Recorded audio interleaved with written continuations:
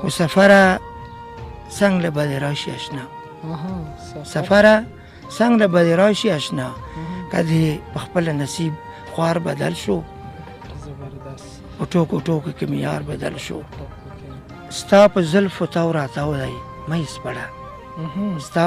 په زلفو تاو راتاو دی مه یې سپړه زړه مې کړی داسې تاو دی مه یې سپړه ستا په زلفو تاو راتاو دی مه یې سپړه زړه مې کړی داسې تاو دی مه یې سپړه او راز په خپله شخصیت دی په پرده کې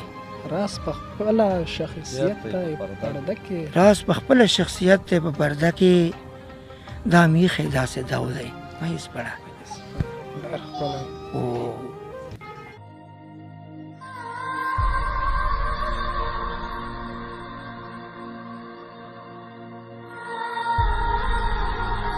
سلامونه نیکې هیلې او احترامات یاسین فکرمند یم د صدای خیبر نه یو ځل بیا ستاسو سره مخاطب یم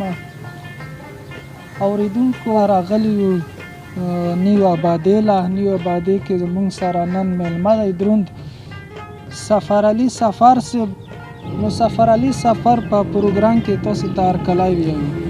ډېره مننه تاسو شکریه ادا کوو چې تاسو صدای خیبر ټي وي دومره تکلیف وکړلو یاسین صاحب تاسو ډېره شکریه ادا کوو ډېره مننه زما نامه چې کومه ده سفر علي ده او تخلص مې سفر دی زه په نوې آبادۍ کې ریلوې سټیشن کې زموږ استوګنه کېږي او ورسره دارنګې د شاعرۍ ابتدا هم کړې ده تقریبا 1987 نه مونږ دې کوو انشاءالله او تر ننه پورې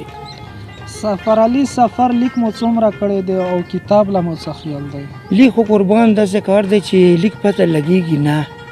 چې په کوم وخت کې به لیک کوو چې کله مونږ وایو چې لیک کوو بیا نه وي او چې کله په نور دنیا کې مصروف وو بیا بله معامله شي او الهام وشي و قدرت کار دی خو حساب کتاب خو حقه دومره کړی دی خو تقریبا الله مې ما ګنهګاره وي چې داسې دوه درو کتابونو لیکل دي را سره او په هغې کې ما غزل هم لیکلی دی نظم هم لیکلی دی او مرثیې مې لیکلي دي نعتونه مې لیکلي دي او جی اورېدونکو وخت مو نه اخلو راځو د سفر علي سفر نه چې تاسو ته یې څه راوړي سفر علي سفر اورېدونکو ته یې څه ډالې کوي زه به تاسو ته داسې یو روماني غزل ووایم